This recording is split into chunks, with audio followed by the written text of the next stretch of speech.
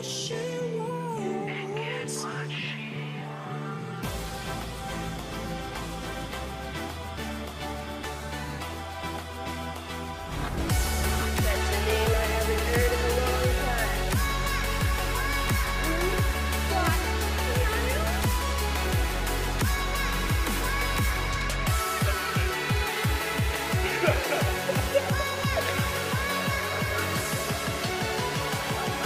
so good too.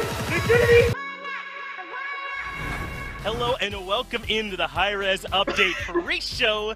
Gonna be leading into the updates show that's happening a little bit later on. Obviously brought to you by High-Res. Now I am joined here today by Anna and Anna. That's not at any point tonight gonna be getting confusing at all. In fact, just think about all the cool stuff that we have coming up for you later. The names aren't super important. I'm kidding. Obviously, the names matter a whole lot. How are you all feeling about the update show here coming today? We have a lot of cool stuff on the art show. Great episode of this month at SMITE that's gonna be happening today too.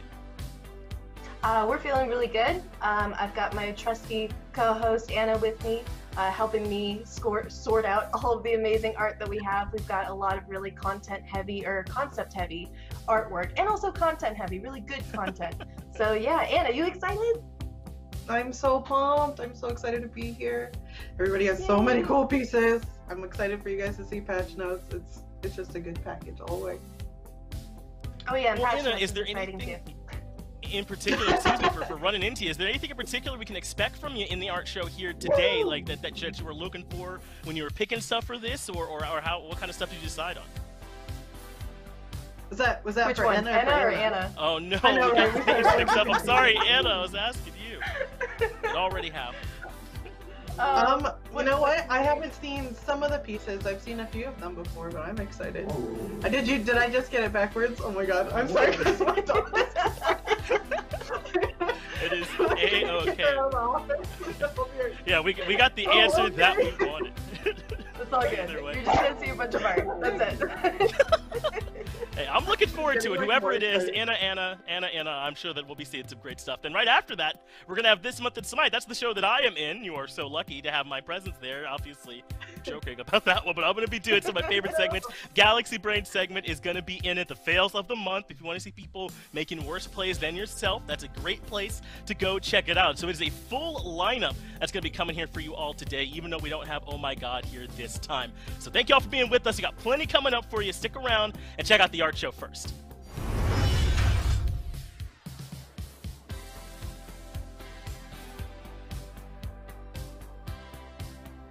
Hello everyone and welcome to the High-Res Community Art Show. It's me, your sweaty girl, Anna Buns, and with me as always we have my darling love, Bananimation. How you doing, girl? Hey everybody. Anna, I'm good, girl. How you doing? I'm okay. I'm good. Things are good. Yeah. I'm very excited about the art that we have coming up. Thank you everyone who submitted for the past show. We had some amazing Halloween and just generally amazing artwork.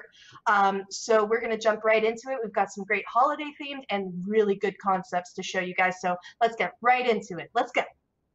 Let's go. First up, we have this awesome Anubis skin by Chesel C. It's a Jolly Saint Anubis. Oh my god. I didn't know it was Anubis at first. I love that. It's good. Like, it's the legs. You gotta look at the legs and you immediately know, okay, obviously Anubis, because only he has them long ankles, you know? But This is such a cute skin. A little Rudolph skin, if you will.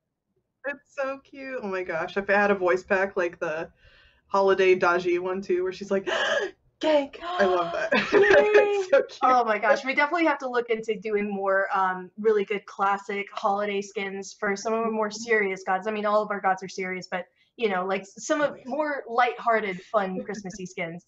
I love that all the abilities are on there. Excellent job. Thank you, Chesel, I think is the name. All right, let's move on to the next piece. Oh my god. All right, I don't know if any of you guys know if you've been living under a rock, but one of our most popular battle passes was the Avatar Battle Pass, and if you know, one of the Aang skins was on Merlin's model. So this is like, this is pure poetry. This is amazing, and this is by Bartek Clicks. This is by Bartek Clicks. Hopefully I said it correctly. Isn't this amazing? It's so good. Oh my gosh, As someone who works as someone who worked very closely to that project, Anna, like, are you so excited to see fan art like this? Oh my gosh, yes. Anytime I see anything Avatar related, still I'm like, wait, what is that? Oh yeah, we did stuff like that, and it's so cool. It's I love wild, this right? though. I It's love like,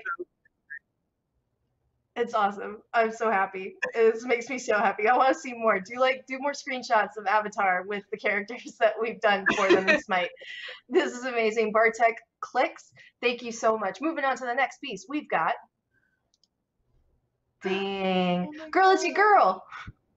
Oh, I love RDO so much. I know. And this is by High Key Hell. And Oh, it this looks is like really she's just in the middle of just feeling it out in the woods. This is really great. This is so cool to see her in a very like Zen state. You know what I mean? Mhm. Being a powerful forest mama. I love it. Yeah. Oh, this is so beautiful. RTO is usually such a, like, for me, every time I've seen fan art of her, she's such an intimidating character because she is. I mean, she's badass. Mhm. And to see her just kind of like Zen chill out in the woods, just having a little moment. This is awesome. Take some pointers Very from good her. Ooh, I need to. Right? Just take a minute. Woo stop, baby. All right. Thank you so much, Heike Hell, for this piece. We love it. Very well done. Awesome, as always. Now moving on to my favorite, always my favorite portion of the show. Whenever I get, what's it called? Concept art. I lose my mind for this. This one is a Hestia concept by Brandon Arts. Hestia is not a goddess in Smite, but we know that we love to see any concepts of future gods possibly, or of, you know, any kind of characters in Smite. We just get so excited for it. Yeah, definitely. This is really detailed too. Amazing work. I think that's like one of my favorite parts of the whole process is seeing the concepts that the amazing concept artists make and just like, oh, what? This is gonna be so fun to work on. I could definitely And really feel that thinking vibe about with this one. really like thinking about how just like the process of getting a concept from like the concept stage to the modeling and everything. It's really great when an artist really just exemplifies how to get those stages done correctly, like really gives you good volume on all the textures, gives you like really good detail, and you just envision it. Like I could see this being, you know, a really cool character that we eventually maybe bring on to the Greek pantheon. So Really cool, for sure. yeah, it would be great to see Hestia, and I think she's like a pretty serious character in mythology, I imagine, right? Looks like Pardon another me? badass one, so I'm all aboard. Let's go. Come on. We could use more of those. Yes, I love it. Thank you so much, Brandon Arts, for this piece. We love to see a good concept. Moving on to this next one. Oh, guys. Oh, God. Yes, Another concept. yes. This makes me so happy. I'm in concept heaven. This is by Laura Varga, and this is Spirit Hunter Collie. As you guys know, we've been doing a lot of Spirit Hunter-esque skins lately, and I think that she really did a great job at capturing Kali and that kind of creepiness of the masks, which a lot of our gods have and stuff. This is gorgeous. Oh, so beautiful. I love Saibi's art too. It's just so good. I like how the arms are detached, like the other arms. Like, Yeah. as an animator, I could just see that being really fun to play with, like making them all creepy, floaty. Like, oh, Oh so my cool. God. I love these skins so much. And I agree. I think that would be like really cool to have detached arms, and actually it could really like lead into a more cool effect. We could like have more reach to her. We can make her more creepy. I mean, like, I love it. This is all amazing. The detail in the sights too, the little like spirit essence crown, that's amazing. This is so well thought out. Oh my God. Very good job. Very good job, so Laura cool. Varga. We love this. Moving on to the next piece. Oh yeah, you gotta have it. Some bi-representation. We love it. And it's also paladins, which we don't see a lot of. This is Koga, Sky, and Shaolin just cozying up under an amazing, amazing flag.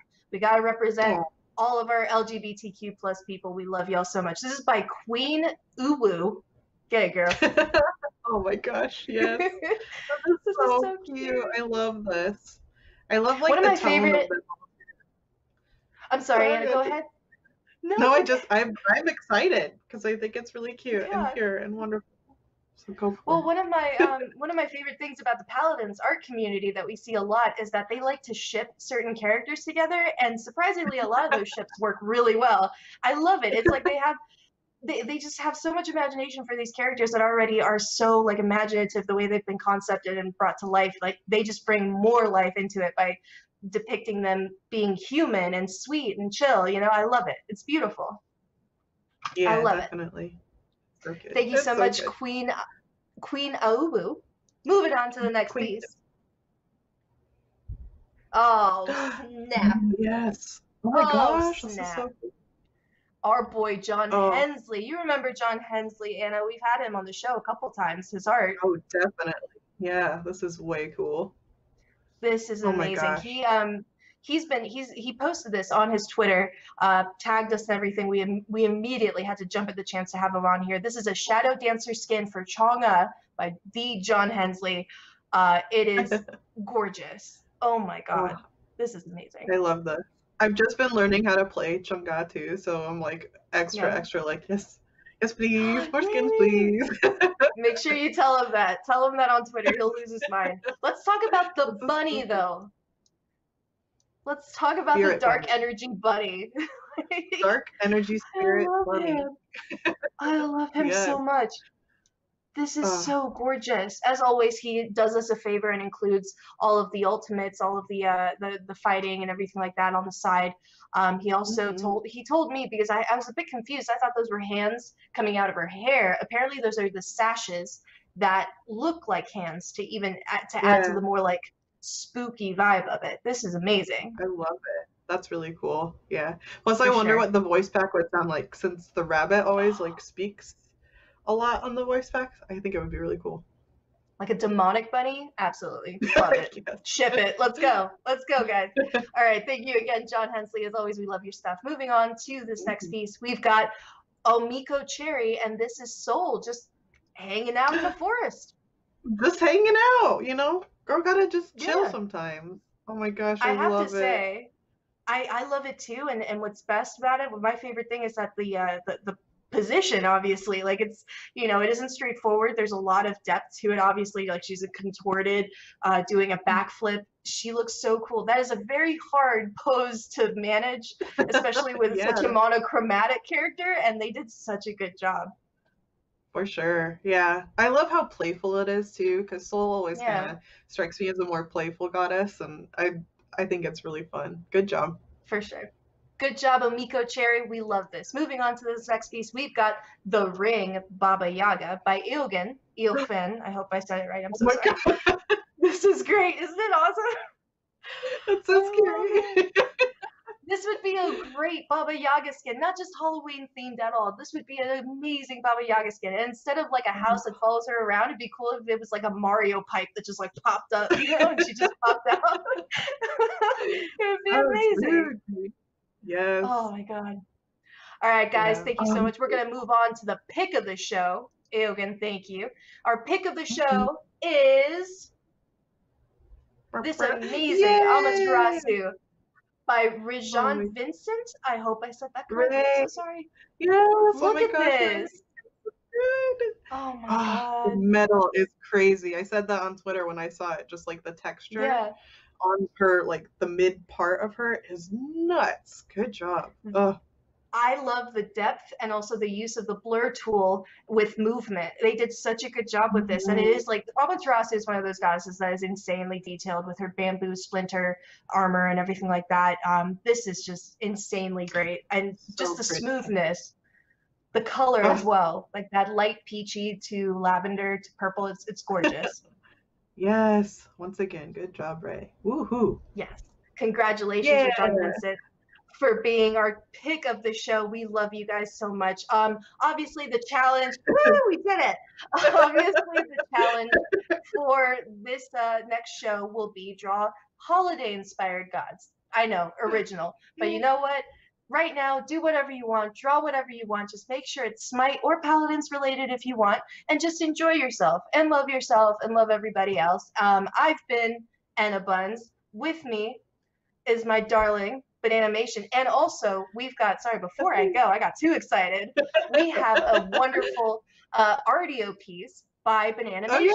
yeah, I forgot too. Da, da, da. She's just sitting, being cute little girl. Again, RDO, one of my favies. This is gorgeous. The bear is so cute. Oh, thanks, Scrumpy Bear. You know. Oh my god, his little feet. Oh man, thank you so much, Anna, for that piece. Obviously, RTO is amazing, and your style is amazing. I love your art. Please be my friend. Oh, thank you. Of course. Thank you so much Please be for my being friend. on the show. All day, every day. Come on now. Thank you for being on the show, Bananimation, Anna, my whole heart, my love. And I've been Anna Buns. That's been Bananimation. Love you guys so much. Remember the challenge for next show, and I love you, and be good. Goodbye.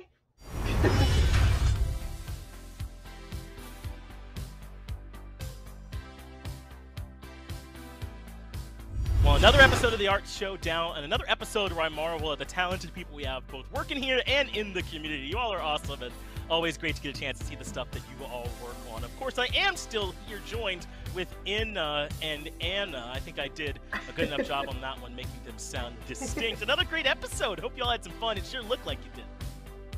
Yeah, we did. A lot of good stuff. Yeah, I thought so too. And you know what? Let's keep the spirit of that going. And as has become kind of a tradition now, we'll do a little bit of drawing here before we move into this month in SMITE. Anna, what do you have planned here for Anna and I to try and tackle? Well, off the top of my head, y'all have 60 seconds to draw your favorite SMITE god as a turkey. Have fun, God bless, and gobble gobble. Oh, that's perfect. Okay, I can feel that. Mine's Can gonna we be a go little now? bit more. I've already It's gonna be started. fun. It better look good. Make sure the plumage is solid too. I hope you guys can. I demand good plumage. Don't make it a peacock. Make it a good turkey. And also, if I may add an artist suggestion, a quick trick and tip: you can use your hands. Trace out. You're giving away my secret. I was Because thinking. it looks like a turkey. If you think about it. Here's the feathers. Here's the little snout. Gobble. Yeah. All right. Or you can draw Maybe and I cook, whatever you want. Oh my gosh. I'm kind of thinking that I'm nailing this. If you all don't know who this is, then that's more on you than me. Oh, I'm terrified. Put I'm really pants on. scared. I want y'all to take like the most handsome of SMITE gods and just make it the most hideous turkey ever. Oh no! I'm really Oh worried my now. God. Oh, is that I feel really a it. minute? Oh my gosh, Bam, that's 60 done. seconds. 60 All right. seconds in. Let's see your creation. Well, there's no way I can go second. Please let me go first. I'll go. and I have an art degree. I have my master's, so I just want you guys to know that. This? Whoa! Who, wait, Yeah, who is this? is that okay? We have to guess. It's Izanami. Okay, Yeah, It's that's Izanami. my favorite. that's a hamburger helper hand. That's what that is, girl. Wait, now I'm super Hamburger worried about helper. mine. I gotta add. I love it. All right, there you go. I I'm didn't really proud go of it. outside the time. I love it. The little. Oh my god, Alright. the little blade. That's amazing. Oh my god. Well, Alright, it's the Finch. scraggly hair that did it for me. You can tell that she's been through some stuff. All right, here's my drawing. Wait, let me back it up a little bit. Note the sun up here. Obviously, that's important. The young. Whoa, a boo! He's got a bow! Come on! You can't. Is Oh that, my is god! that, is that Cupid? It's a little Oh gobbler. no, that makes so much Cupid sense. turkey? I wish. No, is it Rom? No. Is it Ho-Yi? It's Hoi. It's Hui? Yeah, it's Hoi. Oh, I of could tell course, because of definitely. the gobbler and the arrow. Exactly right. Yeah, you knew who I Yeah. was going for. with that one. I'm Oh. gonna erase this from everyone's memory right now, so no one has to think about it ever again. And I'm wiping I'm keeping mine. I'll put it right I hate having a photographic memory. You I'm do gonna seem to remember now that forever. be a bit No, crazy. guys, that was awesome. I loved both of them. Thank you. Yeah, I had a good time working on them. And I also had a good time working on this month in SMITE for this month. That's exactly what's going to be coming up next. Sorry, I've been diving in and out of frame here. I'm back and locked in. This month in SMITE is what's coming up for y'all next.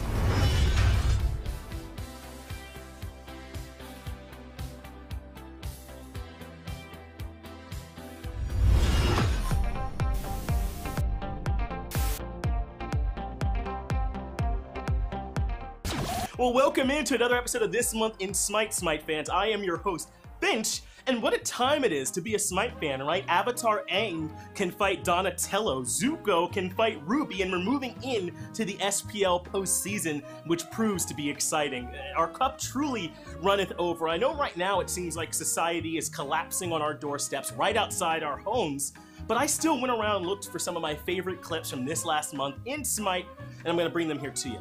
And I kind of wonder if maybe if you play back some of these videos back to back, if it seems like I'm slowly sliding into a depression. But we don't have time to think about that. Let's laugh instead at some of the mistakes our favorite content creators made when they were streaming. All right, we're going to start things off this time with the close call section. Now this time, we have a mission here for you, Madman Mark. You have to get Zatman out of enemy territory, even if it costs you your life. Are you listening? This is Control. Madman Mark, get on it. I'm gonna get out. Okay. Get out. Okay. Yo, pluck on her. Pluck on her. No, Zeus is here. 1 second. Zeus is here. Right away. Call on Zeus. Okay. Ah! Yeah. Yep. Help me! Help me! I can blink in. Dude, you look pretty dead. You know what? I'm here, baby! That's my point! I'm here. I'm body blocking. Get out. Get out. Get out. Get the out. Oh, Wukong's here, bro. Oh my. Are you f***ing kidding me? You ulted? I can't help that. I can't help that. Wait, I can? He's messed! Don't touch him! I'm out! Yeah, see, Madman Mark will do whatever it takes to get Zatman out of there alive. That's exactly what he did in that last clip. Now here in this next one, Weekend shows us what can happen even when you miss your ultimate at the start of a fight. Fuck, you went the other way.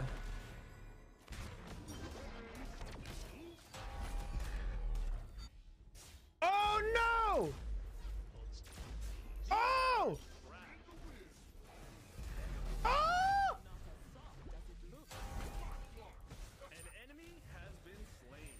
Oh!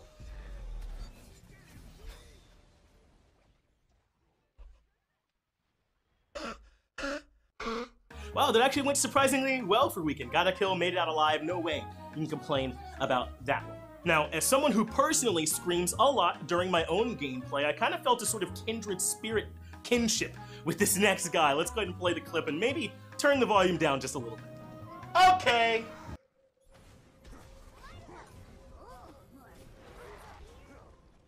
Oh, they got 3-man ganked. 4-man ganked. And I'm gonna go back in, cause I ain't no bitch. What's good? What's good, Junwei?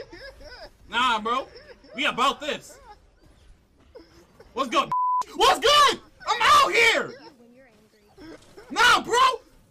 I'm out here! I am out here!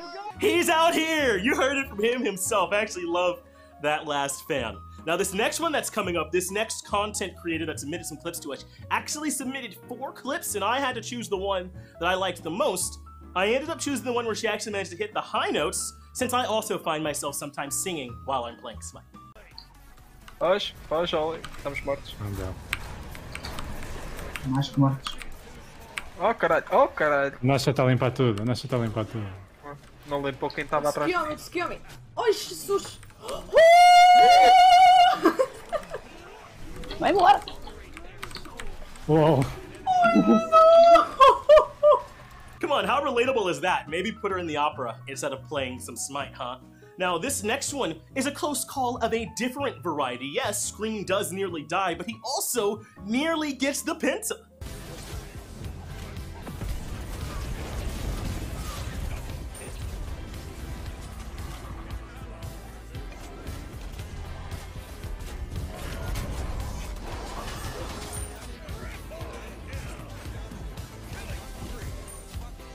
I don't have abilities. No abilities.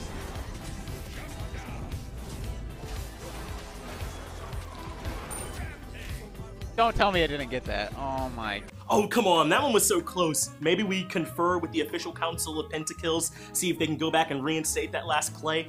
Nah, we'll wait for all the votes to get tabulated, I suppose. Now, this next segment we're going to go into is the Fails of the Month segment. And we're going to start off with a play where I will confirm that you do indeed do more damage, but that's only if you hit your abilities.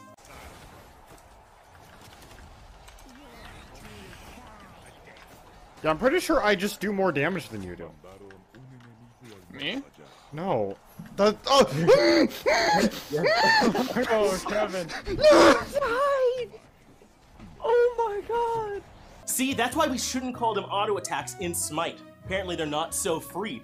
Now this next clip, it's nothing new, it's Wraithen making a bad call. Let's go ahead and run the clip. Alright, Cupid's gonna get emboldened by the fact that he just watched Artemis back, which means he's gonna go for this tower, which means that I get a free kill, guaranteed.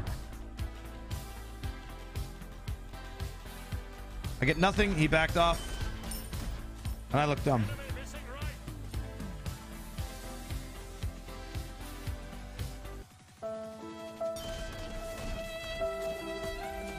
Hey, wait, Jordan, stop the play here, actually. We're the ones who do the sad edits with the black and white filters and the sad music. Slow your roll there, Wraithen. Jordan, I want you to go back, play some even sadder music over this, add some violins or something. We're the ones who are roasting them. They can't roast themselves.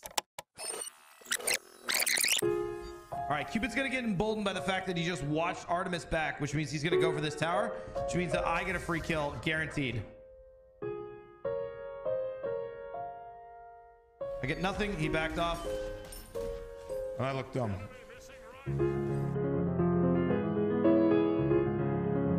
I choose and Ray.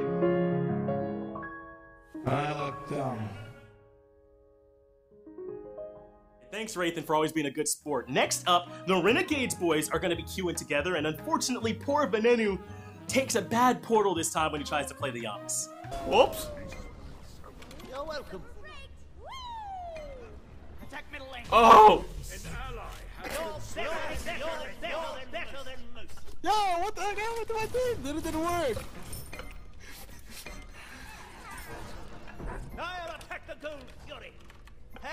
It didn't shoot me backwards. The ult just literally just went through the wall. I was waiting. Never. Okay. That was land. That wouldn't happen. Hey, as long as Vin gets all that out of his system before playoffs, then I'm sure his team can't complain. Now I'm going to sneak a little bit of rage into this fail section with these next couple of clips. And I'm going to stick with the SPL because we're joining Mifflin for this next one. Miff, do you know how long Baron Aries been playing in Smite competitive? If you have any idea, let us know. Good character. He's dashed on you. He just dashed on you, cracking the Thoth, cracking the Thoth. You didn't crack in the Thoth? You didn't hit anybody! You missed the Kraken! Baron Aries! You've been playing this game competitively for 6 years, dude! 6 years! Oh, 6 years. Thanks, Miff. If you ever come back, thank you for letting us know how long Baron Aries has been playing in Smite competitive. That's 1 point that I'll give to Mifflin. Next up in our little mini rage section is gonna be Thorns. Listen, guys, stop hitting them when they have Thorns up, and I promise you'll stop dying. They both.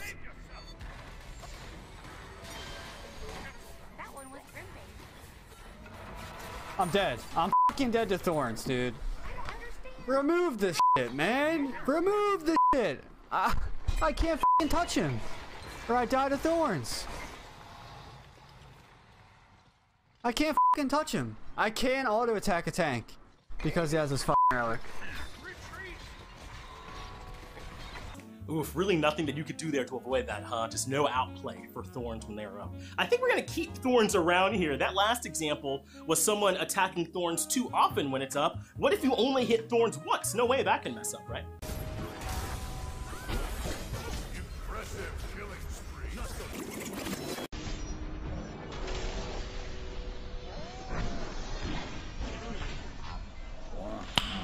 Nice. Okay, so maybe Thorns is actually pretty good if it blows up that raw like that. So that was people killing themselves over relics, but what about consumable slots? You know, people cannot help but to die fighting over wards. Aquí XP, tío, que no, si no me va a quedar muy por detrás. Hostia, tú, ¿en serio?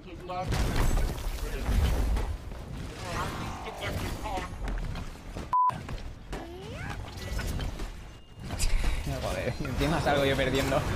Joder, tío, ya lo que me faltaba. Nah, la verdad que nos hemos puesto ahí a hacer el a los dos. Digo, aquí hay que aguante el más fuerte y aparece todo el equipo de ellos, pero el mío no, el mío se estaba haciendo un blue que es mucho mejor, la verdad. Alright, the final fail of the day actually happens when nobody is around. I don't know who this guy is, but Weekend captured what I hope is this guy's greatest fail.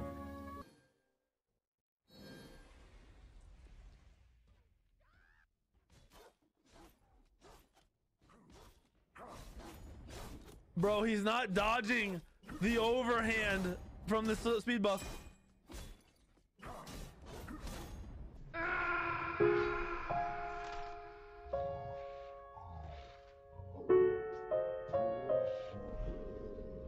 It's time for my personal favorite segment, the Galaxy Brain segment. Galaxy Brain! This is where we unlock our brain's full potential and actually grows too large for our skulls. This first minor inductee into the Galaxy Brain annals of history is someone who used centrifugal force to realign his brain's neurons and fire off this snipe.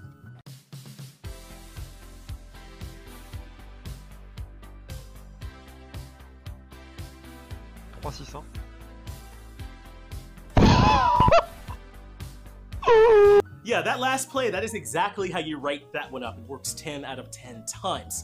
Next up, your opponents, being the simple-minded small brains they are, cannot hope to ever get away from your big brain rap, especially when you're playing Thoth.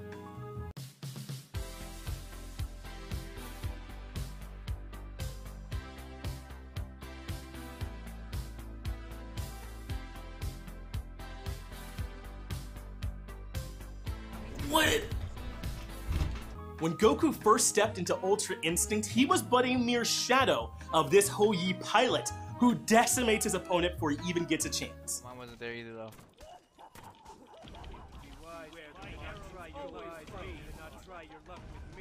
Alright. Alright, chat. Alright, watch this, watch this. Oh! Yo! Yo! Oh my god! Oh my god, yo, snap. Yeah, that bounce was absolutely disgusting. Now in this next clip, former SPL player Guy J uses his countless hours of game experience, raw game knowledge, as well as his animal instinct to know for a fact that his ult will one-tap his opponent in a fountain as long as they have Terra ult on. Yeah, I'll get on. Wait 3 seconds for my core. 3 seconds. And then I'm ready. I'm ready.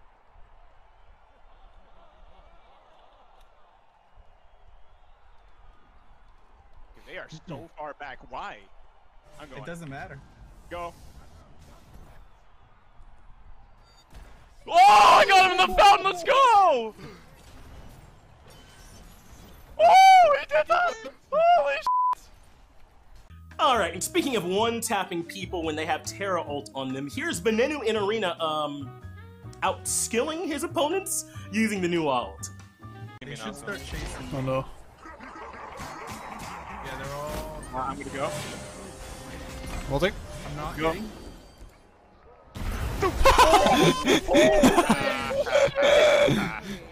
Yeah, in that last clip, Vin didn't even see his enemies. He saw lines of code and probabilities. Listen, I really wanted that clip in the episode, and I had to find somewhere to put it. We'll say that was Galaxy Brain for that one, all right? Now, in this next clip, even when your support messes up the setup, you can still see the opening thread and find a way to line up your raw snipe for big damage. Also, who knew that the last Incon power couple would be this strong, huh? 3 middle. Yo, I'm looking at Suki. I'm hoping wrong, Whoa! Oh, you're welcome! Thank you. Yo, you're welcome. That's the triple, baby! Ooh!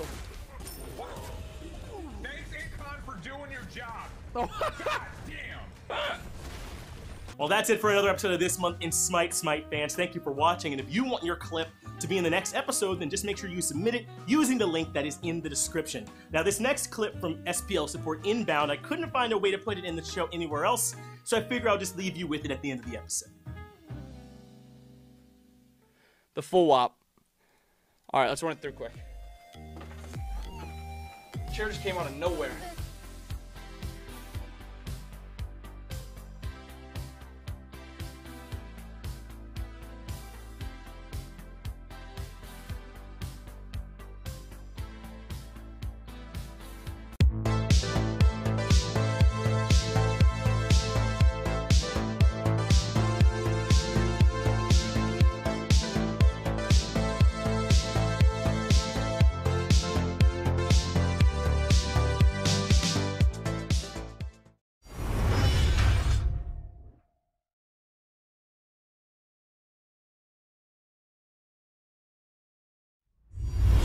welcome back to the update show with me, Finch, looking a lot better than I did mere moments ago. Hopefully, I'll keep this look for other episodes of This Month in Smite in the future. Sorry, I stumbled there a little bit. I'm still joined here on the desk by Anna and Anna. And again, I'm Finch. So if we could bring Anna and Anna on in. There we go. Anna, did you go get the sweater and the collar? Was that to match my look, an homage to the Finch style, perhaps? Well, Finch, if you recall, some NBA players, they have Velcro. All of my clothes have been tailored with Velcro, so a quick costume change is mere minutes away, mere seconds away even, just with a swift, and that's it. Gotta be expensive doing the all pull-away clothes outfits, but you made I it am work very, very broke. I think it's worth it. Well, since we're coming here near the end of the show, yeah, round of applause for Anna. Well done on that one. Since we're going to be closing out the show here, I wanted you two both to take a crack at doing what I do on This Month at Smite and set up a couple of clips here for us. It's not so hard. You just read what's written, and that's all it takes, really, to do what I do. Anna, I got a clip here for you, so why don't you start us off? I'm on it. Yep, I'm setting up the clip this time, Finch. And really, being in the honorable mention for the fails of the month isn't as bad when I'm the one reading it. Right, Smiskin? I'm sure he had some plan as Nemesis, but it does not work here.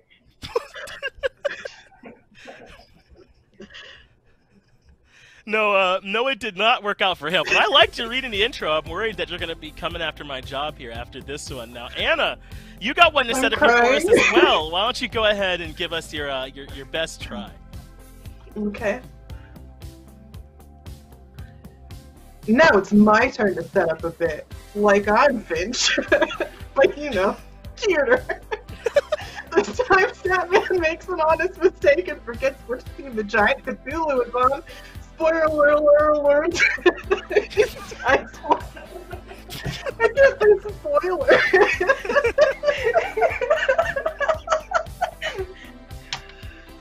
Spoiler alert. Listen, Statman has a hard time remembering he's on his team. You have a hard time saying spoiler. Look, it's not as easy maybe as it looks. Listen, I gave it a try, Drogs. I appreciate you all giving it a try, doing what I do. I hope it felt good. Anna, any closing thoughts here for us? I hope you had some fun here with all the extra stuff we did today. Which one? No, Anna with an E, please. Whomever. Go ahead. Well, Finch, I had a great time. We had a lot of laughs. We had a lot of giggles. I'm a very handsome man. I got two beautiful women here helping me host. I had a great time, or my name isn't Finch. Anna, anything last from you? We love having you on here this time. I'm crying, and I just really want you guys to hire me as a caster. Hopefully, they will. All right. Alert. Well, I appreciate both of you working here for us. Remember, it's the update show coming up next. Thanks for sticking with us through all the hijinks, and enjoy all the new stuff coming to Smite.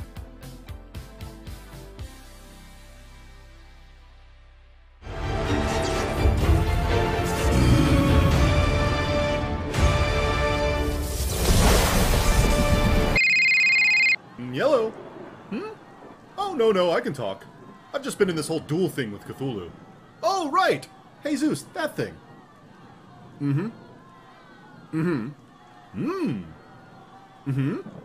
Okay, bye.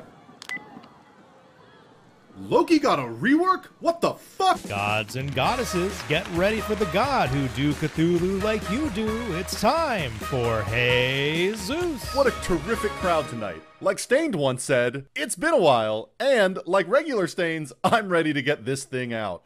Our first guest needs no introduction, mainly because I refuse to give him one. Ladies and gentlemen, please welcome to the stage.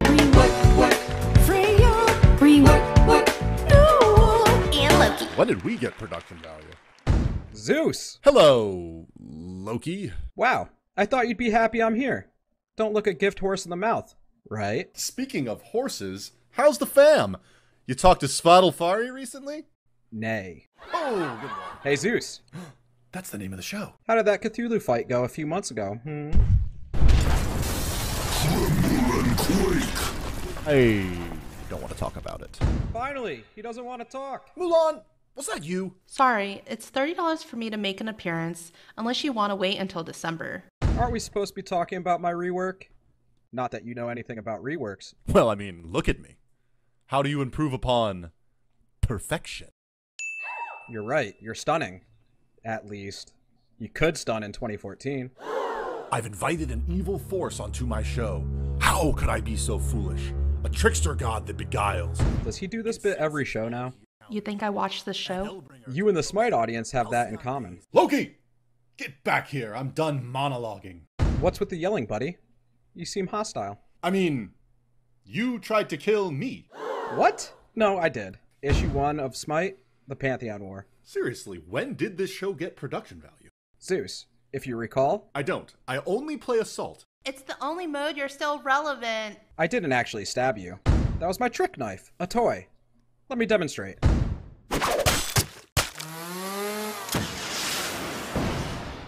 Falling back. Zeus? Someone just showed up that might be relevant to your interests. Loki. Get the f*** off of my set. Of course, my horse. Stop with the horses. It's a problem.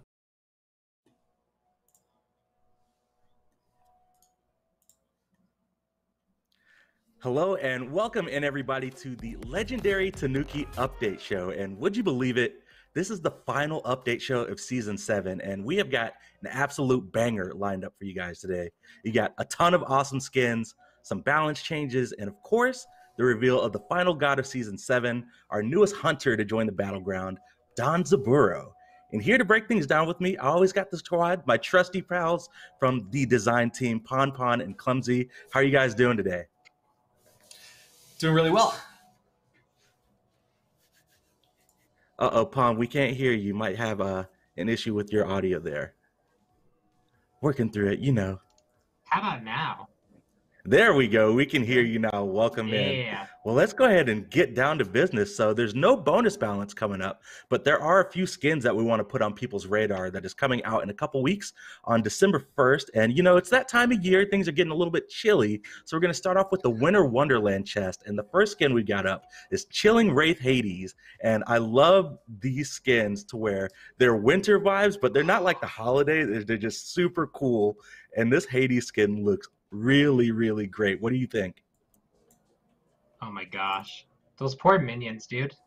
Minions get no respect. Just frozen in time. And I believe we've got the turnaround video so you guys can get a better look at the model here that's coming out in game. And again, this is going to be in the Winter Wonderland chest coming your way on December 1st. Let's go ahead and take a listen to the voice pack for Chilling Wraith Hades. I hunger for their suffering. I hunger for their souls. There we go. Dude, I cannot wait to play with this one. I know. Gosh, the details in some of the armor and the back piece.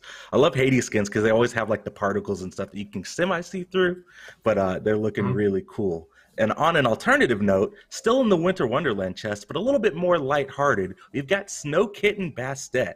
And I'm loving this one. It's got the fashion vibes, the snow leopards going on. What do you think about this one, Clumsy?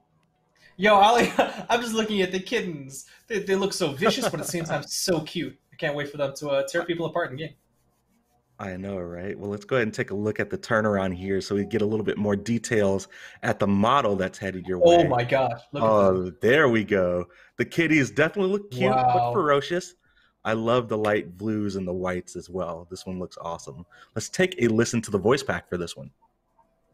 Twist collection. My fans on Patu are gonna go wild. There we go. This one is headed your way. in the Winter Wonderland chest. But we've also got a couple more things to end out the Odyssey Reckoning for this year. We'll kick things off with Demon Scourge Athena. This one is kind of in the Demon Hunter skin line that we've done in the past. I believe we had like a Jingwei skin and maybe an Izanami skin, but we've got a Guardian this go around. So pulling up the card art here, I love the vibes here. Pon, what do you think? Oh my gosh, just this theme and whole, like the kind of like the demon witch hunter feel where you have like that kind of like the leather armor and stuff. It's so cool. I just love this theme and time. Yeah, I know, this is awesome. Let's go ahead and take a look at the model in game and check out a little bit more details there. I love the shield. Oh, the details look awesome. Oh, that's sick. And I just love, you can see like her tool belt. She's got like all the tools that she would need if she's going out on a mission to hunt some demons. Let's go ahead and take a listen to the voice pack for this one. I am the watcher at the gates. If you have any hope not to perish, pray I survive. There you go. And the last skin headed you guys' way on December 1st is Sacred Arrow Rama. This one's also going to be available in the Odyssey Reckoning as we get towards the end of this event. And we had kind of a darker skin with Athena, but this Rama skin, I'm loving the light vibes. Definitely looking angelic. I love the feathers. This one's super dope, and I can't wait to take a look at it in game.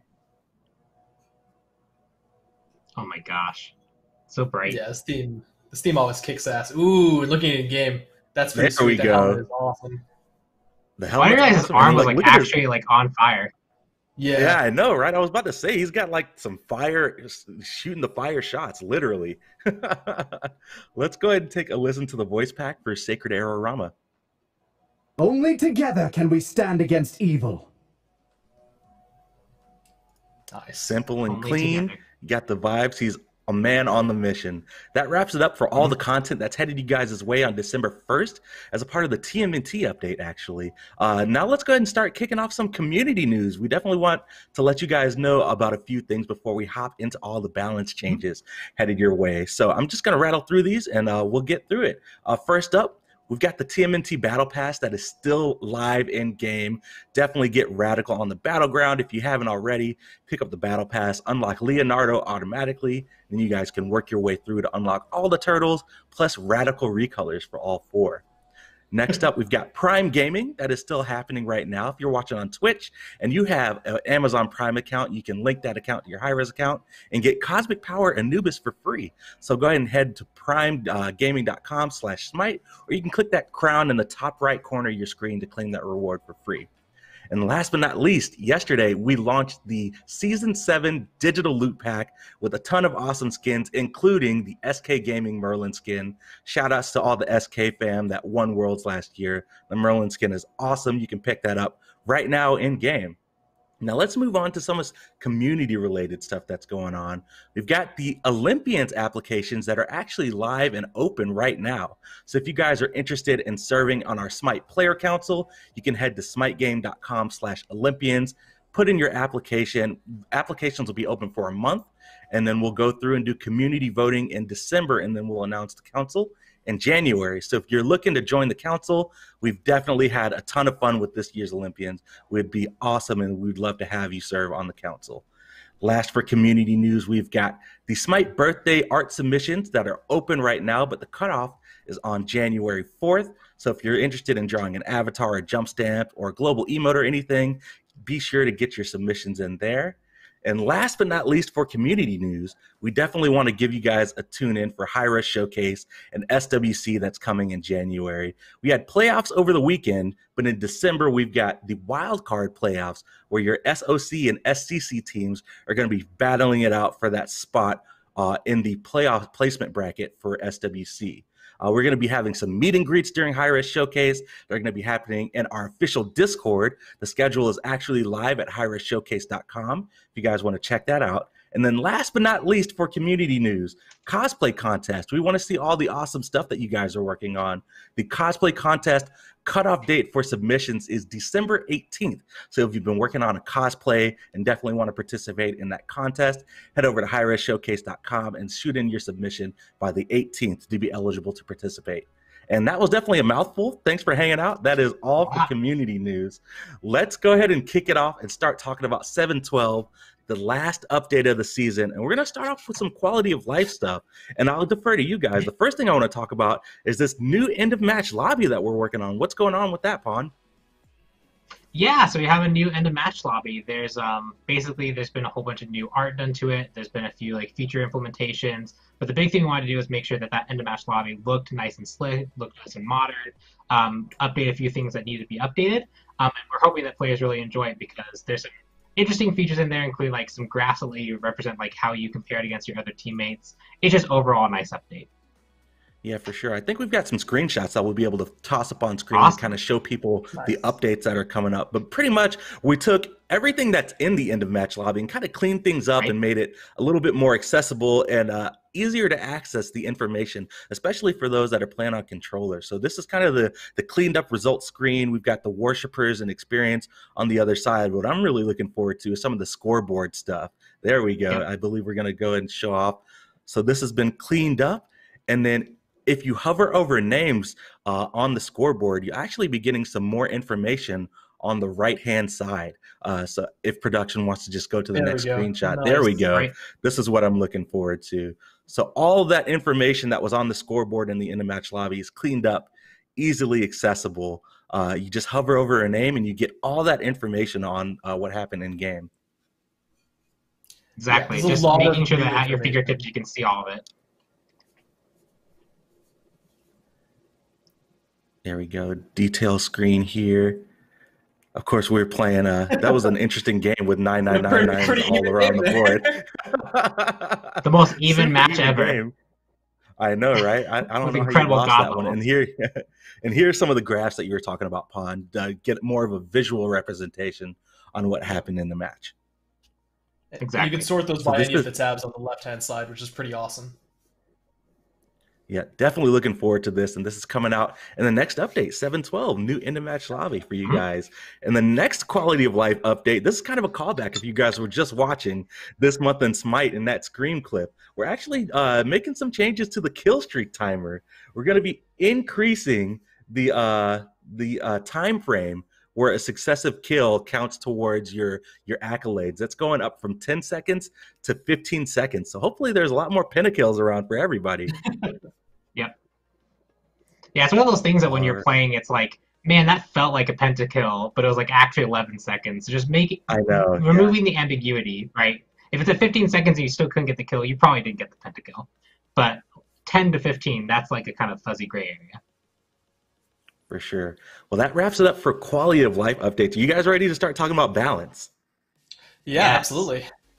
All right, let's get into it. And I do want to tell everybody that's watching in chat, we're working on patch notes. They are not quite live on the site yet, but we've got our awesome web and community teams working to get patch notes live for you guys. So you won't be able to follow along with us right now, but we're shooting to have notes up as soon as possible for you guys. So let's start things off with game modes. And the first thing that we want to talk about is Corrupted Arena is making its return. My favorite adventure. Looking forward to knocking people in some holes. The map has actually got a lighting update, and of course that relic is coming back up to where you can, it's like the wind burst. Clumsy, what do you got to say about this? You're my second favorite adventure after Racer, of course. Like, after Racer, of course, yeah. For sure. Well, I'm definitely looking forward to Corrupted Arena. I know, right? It's my favorite one, like I said, after Racer. But I'm looking forward to coming that game. Next up, let's talk about Conquest. So SWC is coming up in January, and this is actually going to be the last season that we're going to be seeing some competitive play on the current map. So we're actually making some changes to the Conquest map to give it a proper send-off. We've got a video that we've got to show you guys what we're doing, but we're adding the World Championship logo to the mid lane. We've got some statues of some of the past World Champion skins hanging out across the map. We're going to have banners of all the teams participating. And then we're making some changes to the Fire Giant pit to call out Thor's hammer is crashing down. There you go. Here's some of the statues that are going to be in the map. And there you go. There's Thor's hammer kind of hanging off in the Fire Giant pit. It's going to go live in 7.12, and this will be played during the World Championships. So definitely looking forward to all the esports that are happening. SWC in January, final competitive play on this map. Definitely looking forward to giving it a proper send-off. Let's go ahead and get right into balance now, guys. So no item balance changes this go around. We're looking to make just our last balance sweep before Worlds, so we're looking towards starting things off with meta nerfs. Let's talk about Ra. We're going to be making a nerf to Solar Blessing, decreasing the physical power, magical power, and protections on the ability. So Ra's definitely been seeing a lot of play, so we're tuning down his 3 a little bit. Yeah, he's been doing pretty good. He was one of those characters that like people kind of were like playing around a little bit with, but then we gave him a few buffs and he really rose into prominence, especially the movement speed slow, being able to remove it with Solar Blessing, or not Solar Blessing, his 2, the one that bursts the sun. But we like that playstyle, we like that utility he has, but Solar Blessing was providing a bit too much. So we're just decreasing the power, protections, and magical power a little bit just to take some of the edge off, especially when you're sieging an objective or sieging a Phoenix. All right, next up on the list, Erlang Shen going to be seeing a nerf here. Spot Weakness. We're going to be increasing the mana cost and decreasing the base damage. What's going on with Erlang, Clumsy? Yeah, I mean, Erlang is, we see him being brought into the meta a lot, and then sometimes we give him a couple of small nerfs and he just falls off completely. But right now is one of those times where you're seeing a lot of Erlang Shen, especially in the jungle. So we wanted to touch a little bit on his spot weakness, find his actual weakness, and bring that into a bit of the light, increasing his mana cost, decreasing his damage just a little bit. We don't think it's going to really knock him off of his pedestal. He'll still be pretty strong. All right, moving right along. We've got Persephone up next. We're going to be seeing a nerf to Grasp of Death, and we are decreasing the ult deployable HP from 5 hits down to 3 hits if somebody is locked in the cage. More specifically, if it hits a wall and not a player. So if you miss the Persephone ult and you don't actually cage someone, its health will be decreased from 5 to 3 automatically, so it's really easy to break it off the wall. And so this is just really to hit one of her frustration points, and if you read the dev commentary, it goes a little bit more into other frustration points, and maybe even future plans we might bring to Persephone. But this was just when it misses, it's still a very powerful ability. We're just doing something to make sure that it feels less powerful.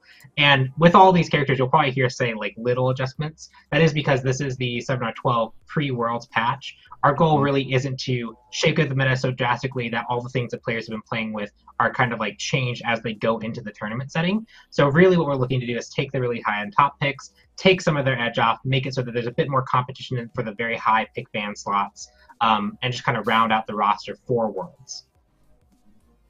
For sure. All right. Next up, we've got Yamoja coming up next. We're going to be seeing a decrease in the slow from 30% to 20% on Riptide, and then increasing the cooldown of River's Rebuke, that's a tongue twister, by 10 seconds at all ranks. Yeah, so Yamoja, I know there's going to be a lot of feedback from the the social media and the chat, but we didn't really want to nerf her consecutively back to back. We know that in the casual scene, she is really subpar at this point. But contrast that to the pro scene where she is still 100% pick ban. And you know what? I talked to a few of the pro players that enjoy playing her. Some of them are like, yeah, we actually don't know why right now. But the other ones are like, no, actually she is insane. It's like a lot of these different key points. But we wanted to target the things that we think are really going to be the highest level competitive issues. So River's Rebuke, 100 to 110 seconds. We're seeing pro players line this up perpendicular to the lane and really catching a lot more people off. Riptide as well, we think the pro players use this to really great strength, finding gaps in the ultimate and then putting the Riptide right at the end and just bringing people back like a Hercules pull. We wanted these little targeted changes for Yamoja, especially with Worlds coming up, like Pon said. We don't think this should trickle down to the casuals too much. All right. Coming up next on the nerf list, we've got Sobek, and we're going to be seeing a decrease in base damage on Lurking in the Waters. Yeah, so Sobek's really kind of turned into like a character that has been seen in like all levels of ranks in the duo lane. He's one of the most contested characters in like SPL and ranked as a whole right now because of it. There's people who are more contested than him, but he's very high up there. And so we're just looking to take some of the ult base damage away. This ultimate chunks really, really hard. So the 50 base damage nerf across all ranks. It will mostly affect his level 1, but it will persist throughout the whole game and just create opportunities where Sobek won't quite be able to secure a kill just off a pluck 3-2 ult and like getting someone stuck in it. So a little bit more team play required to get kills. All right, moving right along. I think this is last up, maybe not last up for nerfs, but maybe for a while. We've got Set up next. God, that saw a whole lot of play over the weekend in playoffs. We're going to be making a change to Skewer, increasing the cooldown from 8 seconds to 9 seconds. Yeah, speaking of gods, which you see a lot in the pro scene right now, Satan is kind of just coming and taking over, right? We saw him a little bit before, then he kind of fell off a little bit, and then just bang out of nowhere. You see him play as ADC, you see him in mid sometimes, you see him in the jungle. He's everywhere. But he also has such a high skill cap and skill floor. We want to be very careful with the nerfs we did. Targeting Skewer for just 1 second is really going to impact him in lane and in the jungle, slowing down his clear, and we think this is going to be a good start, and we'll see after that if we need to get more in. For sure. All right, let's start talking about some buffs. And we've got the Morrigan up next. We did it, chat. We did it, Reddit. We're making a change to change. This ability is now going to transfer any jungle buff or consumable potion effects that she has active for the duration of her ultimate. So that Elixir of Speed, you're not going to be losing it anymore in the late game. Yeah, I think we literally saw the Reddit thread about this yesterday, which is funny because we already have all those patch notes together and everything, so we're already doing this. But yeah, this is one of those things that just felt bad to lose, like the thing that you spent like 3K or 1.5K on. Just there's some rule clarification too, like when Morrigan transforms into the other god, all she does is copy their item in their current build, not really anything else they have equipped. That's also still consistent. So you shouldn't expect that all of a sudden you have a 3K potion from the person you transformed into because of this. Right. Cool.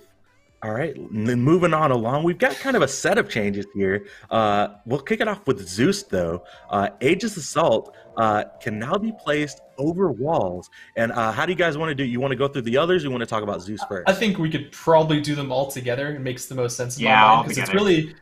really just like... All right, so next on the list, a similar change. We're Amir. We're going to be making the same change for Ice Wall, and then Terra as well, Crushing Earth. Those 3 abilities will now be able to be placed over walls.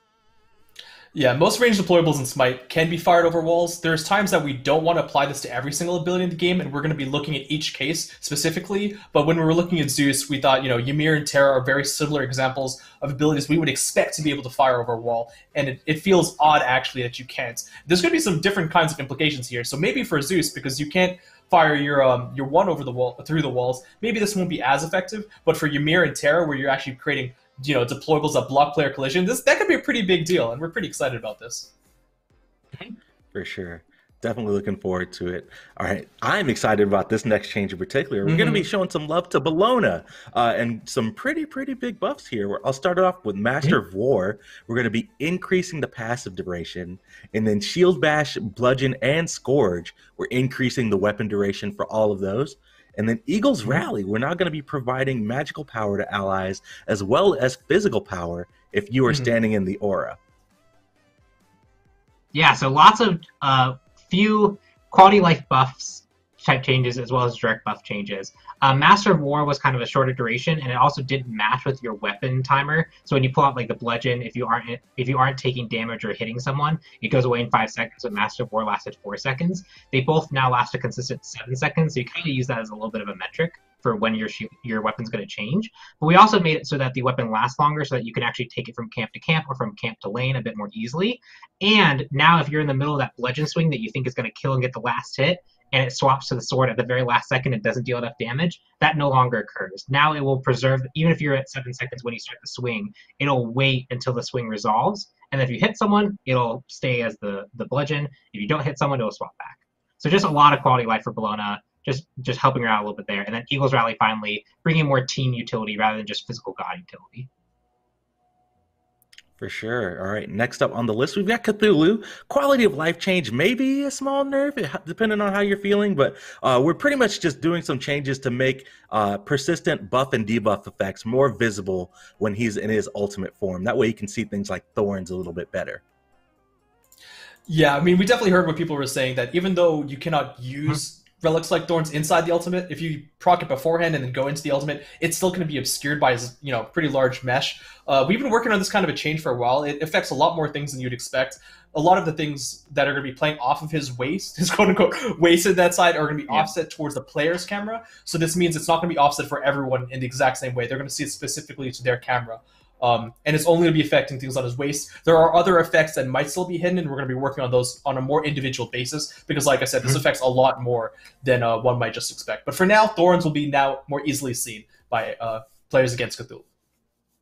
For sure. Definitely open to the feedback. Keep sending that stuff our way, guys, and we'll definitely look into it. Yeah. So we've got another fix coming up for Hell. We're going to be fixing an issue for Stance Attunement where the passive was only increasing healing from abilities and the Fire Giant buff. It should now increase heals from all sources. We also fixed an issue where the healing bonus wasn't properly ramping up over time. And then we fixed an issue where an unintended temporary icon was being displayed on the buff bar. Yep, with all our healing changes, we're just looking for cases that break that healing consistency pass. Hell was one of them with Stance Attunement. It was oddly working on abilities and Fire Giant buff. Unsure why that one in particular, but now it should be healing from all sources in the same way that Rod of Asclepius would increase healing from all sources. All right, moving along to Loki. Going to be seeing a buff to Flurry Strike here. We're going to be increasing the final strike damage and increasing the final strike scaling. Pon, I'll let you take the floor with Loki. Yeah, so Loki, largely we've just really seen some cool stuff. We've seen people trying him in Soul Lane, Jungle. He seems to be pretty good in both roles, although he's overwhelmingly played in the Jungle. And one thing we want to do is make sure that the Jungle Loki has a unique strength that it brings, and we felt his clear speed was a little bit low, as we want to make sure that Assassin Loki, the ones where you're building a ton of power, those feel a bit more rewarded. And Flurry Strike is one of those abilities that people feel is a little bit underwhelming, considering how long it is to channel and how much interrupt potential there is. So we're going to make it more rewarding. We're going to increase the base damage, especially on Flurry Strike, the final hit, which is mostly used in the Jungle role, as well as the final strike scaling, which will make it more rewarding when you land that final one. We do hear concerns about the speed of Flurry Strike, but we think that it's important to the core goal of the Loki rework, which was reducing frustration. If that becomes faster, if that becomes difficult to counter, we could be back at square one with Loki, where he's too frustrating and just kind of deletes people without any feedback. So we're looking at other ways to address that feel versus just speeding it up and making it faster. Right.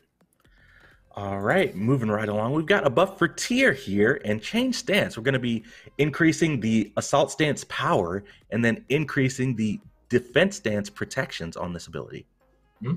Yeah, it's playing up the identity of each stance that you're in.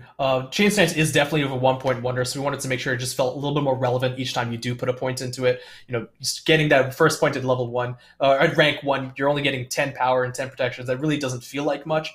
We've done a lot of change to Tier. We just wanted to keep inching forwards to, where he might be a little bit more playable at all ranks. There we go. All right, next up we've got Sylvanas. Going to be showing some love to some base stats for Sylvanas here. We're going to be increasing his base movement speed, his base attack speed, and attack speeds per level. Yeah, Sylvanas is just, as base stats were very low, his movement speed, especially for how big he is, where his feet are covering that, like they feel like they're covering a lot of distance, he was very, very slow, and there's not really any way for his kit to like really help or make up for that too much. As well as attack speed and attack speed per level were very low. That's somewhat of a legacy thing given how powerful his wave clear used to be, but it also means that any items that might splash an attack speed here or there they might want to bring for his team, such as maybe a Shogun's Caesarea to help his team out, he was really benefiting negatively from that because it really works off your base attack speed. So these changes should just help him feel a bit better overall, move a bit faster, attack a bit faster, and just feel more smooth. All right, and I was just super excited about that Sylvanas buff. I got ahead of myself. Forgot to talk about Ao Kuang. So we're going to do Dragon's King Sword here. We're going to be decreasing the power-up time, and then we're actually doing a revert to Dragon's Call, increasing the attack damage. Yeah, I mean, Dragon King Sword, we got a lot of feedback on that. It's a little bit hard to play around it sometimes, so we're thinking about reducing the passive, the duration, by the cooldown, really, by a long time, to make sure that you can get a little bit more opportunity to play around it. And like Isaiah said, it's a revert to the attack damage. We saw him, pretty highly prioritized, mostly in the ranked scene, not even so much in the SPL, right? We haven't seen him a little bit there. So we wanted to bring the attack damage back a little bit, see if we can, push him a little bit more into the meta, just for a little bit. All right. So we already talked about Sylvanas. Let's move on to Ardeo up next. Energy Surge or Maul Prey, we're going to be decreasing the mana cost on that ability. Decompose, we're increasing the duration of the debuff, as well as Shapeshift. Yeah, so RTO, especially early on, has heavy mana problems, as a lot of stance switchers do. They have potentially twice the amount of abilities to fire at the start of the game. We're just reducing this to give her more opportunity to actually mess around with like her different abilities and different stances, as well as rewarding her more for actually swapping pretty regularly. So Decompose, when you hit, you apply a debuff. That's going to last longer, so you have more opportunities to play around it. As well as Shapeshift, the buff going up to 6 seconds. Similarly, you're more rewarded for actually like constantly swapping and using your toolkit. All right, let's talk about from bears to bees. Let's talk about Amus and Cobb. And we're going to be doing a revert to Stinger here, increasing the base damage and also increasing the physical power scaling. What's happening with AMC? That's a fantastic segue, Isaiah. We're just bringing a little bit of a revert to some of the previous nerfs before. Stinger, we've adjusted a lot of different parts of his kits, and this all stems back from when the passive used to be able to proc item effects. But, you know, from there, we got some buffs in. He got really into the meta. You saw him all the time, got some more nerfs. And now we're at a spot where we think we can bring him a little bit more power. Of course, he has very little safety. His hives, we think, are in a pretty good spot, so we didn't want to bring any more power into there. We think allowing the ultimate to do a little bit more damage should probably feel fair, especially for AMC, who should be good at boxing. Yeah. All right, we've got a couple other hunters lined up here. Apollo up next. So beautiful, we're going to be increasing the damage on the ability. Yeah, just a pretty simple buff. We've done a lot for Apollo to help him overall make better use of his passive, have a bit more utility. And I think one thing that's holding him back just a hair is that So Beautiful is really just a damage ability. It's pretty straightforward. It helps charge up the passive a little bit, but we're going to make that damage portion feel a bit more pronounced, increasing the base damage. His clear should go up, and his opportunities to use this in boxing trade should go up. All right, and then last up for hunters for the patch, Artemis, Transgressor's Fate. We're going to be increasing the deploy range from 35 units to 40 units. Yeah, Artemis is she's doing pretty well, but we don't really see her that much in much of the high level scene or in the SPL. We did a lot of board changes, which I think has gone over fantastically. We gave her some slow immunity too. Now we're gonna play with Transgressor's Fate a little bit, which you don't really see that much used, you know, inside of fights. You see some really cheeky plays with your supports or in team fights, but increase the range on it. We want us to be very, very careful, because if we think we go too far, this might actually start being pretty OP. So just a slight increase in the quality of life of this ability. All right, got a couple more gods left for balance this round. Chalk is up next, and Stormcall. We're going to be increasing the damage mitigation that Chalk gains while he's channeling the ability. Yeah, we've done quite a few buffs to Chalk over time, and one thing that we've largely focused on is just increasing his overall power with a little bit more focus towards the late game, but this one is purely a more mid to late game focused change. One thing that he struggles with is once he actually gets in a team fight, he doesn't have the same tools or maybe mobility to really survive. But Stormcall could be a major cooldown now to really mitigate a ton of damage in the late game. If you jump into the enemy team and they try and burn you really quickly, you can just Stormcall to react and mitigate a ton of that away. So increasing the mitigation per rank here is just going to give him an extra tool to help him in the area that he largely kind of lacks some strength in, which is that late game team fight, being the front line for your team. All right, and last up on the list is Opwatch. I know a lot of people have been asking for some Opwatch buffs. Yeah. Well, we're going to be doing a lot here. So first up, we're going to be fixing an issue where boss monsters could kill his deployed corpses. And then after that, we're just going to be doing a sweeping pass on Undead Surge, Corpse Explosion, and Fleeting Breath, decreasing the mana cost on all three of those abilities.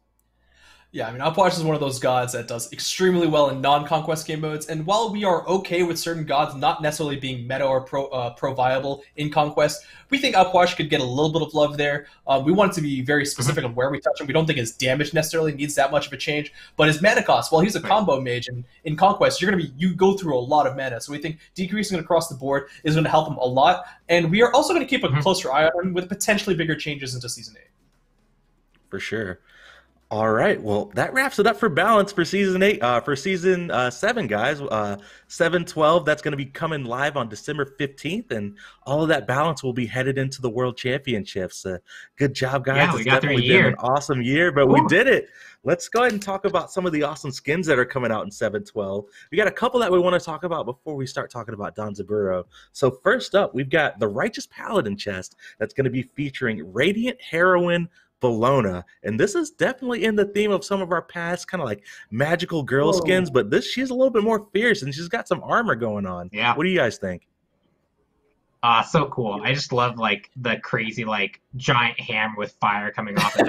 That's just cool. I know, right? I feel so bad for everybody that just got launched like by that strike. Poor minions again. Poor minions. I know, right? There we go. And this one's definitely looking sick. Oh, I love that sword, and the wings are awesome too. Yeah, that's awesome. Armor's looking crisp. I gotta imagine the effects on that skin are gonna be really cool. Darkness has reigned over this world for too long. Allow me to be the beacon of light that illuminates it.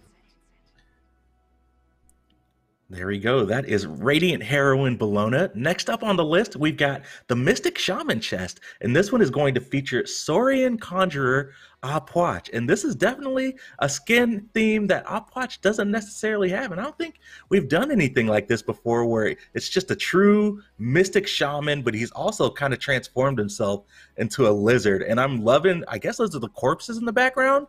What do you guys think? Yeah, it's gotta be right. It's probably the ultimate. Oh, it's yeah, that makes sense. Like the corpse minions going outwards. I think the skin is fantastic. I'm super excited when we take like a base god and really change their theme. Like this could be a whole different lizard god himself. I think this is awesome. Oh, for sure. Yeah, I'm 100%. definitely looking forward to seeing how this model looks. And the yes. detail. Oh, look at the details that we've done to like the face too to kind of give the reptilian vibe. And I'm loving the headdress as well.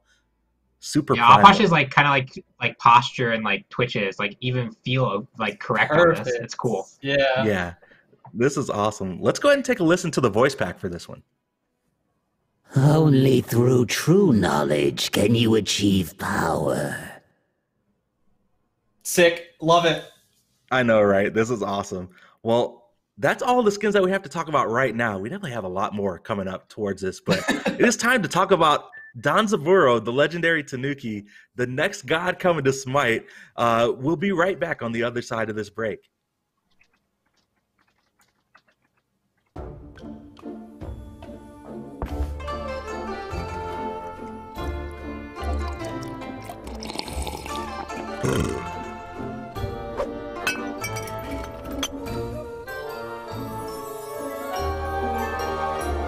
Who are you?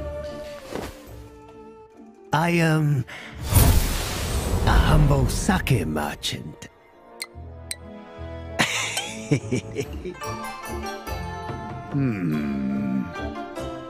Beat it. My king, I have many a tale of how my spirit... I got all the sake I need. Okay. If you insist, this sake is reserved for the gods. Wait, I am a god! Proceed. As I was saying, my sake is beyond compare. The gods were captivated by it. They couldn't resist. After one drink, they were singing my praises. They endlessly searched for me, for repeat business, of course.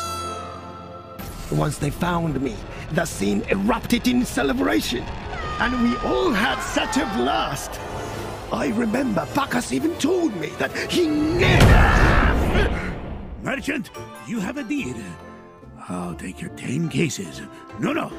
Make it 20. Excellent. Enjoy.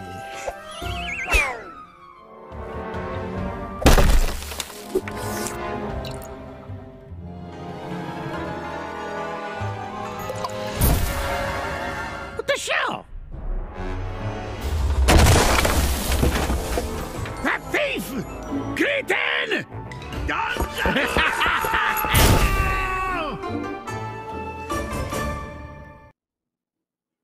Welcome back, everybody. And how about that trailer? Just so fun. I'm definitely super stoked to start talking about this legendary Tanuki. Such a trickster, such a playful guy. Let's go ahead and get right into it and talk about Danzaburou. Who is he? What's his lore? And what was our kind of strategy or direction going into this, guys?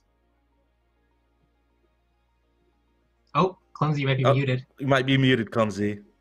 Wanted to, just make sure it wasn't just pod, right? Just get there we go. Yeah. I appreciate it. Yeah, you're welcome. Solidarity. Danzaburou, well, he's a Bake Tanuki, which is like a Tanuki, but a more supernatural version. And there's a few of them in Japan, or the stories, of course. And Danzaburou himself, he's the leader and supreme commander of the Sado Islands Tanukis.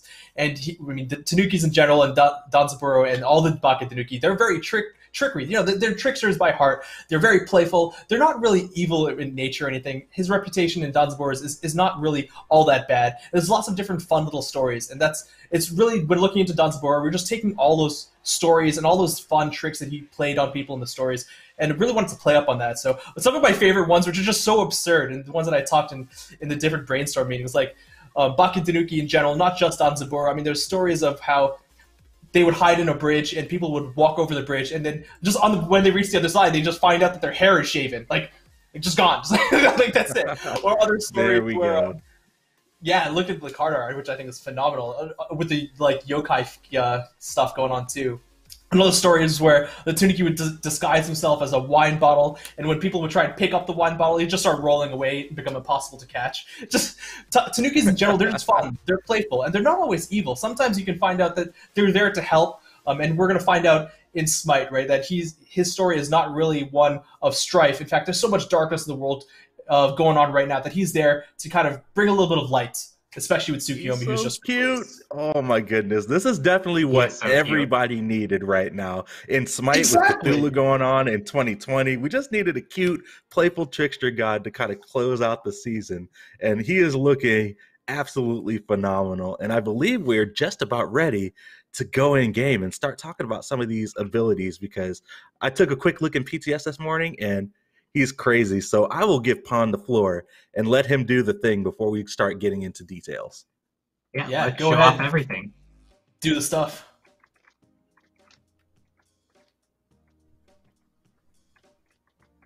Nice.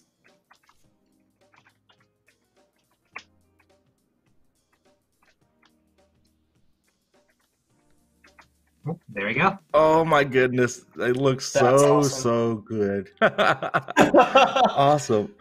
Well, let's go ahead and kick things off and talk about Danzaburou's. Yeah, game audio might not be working, but we've got the visuals for now. Yeah, if you want to hop back, I might be able to try and fix this.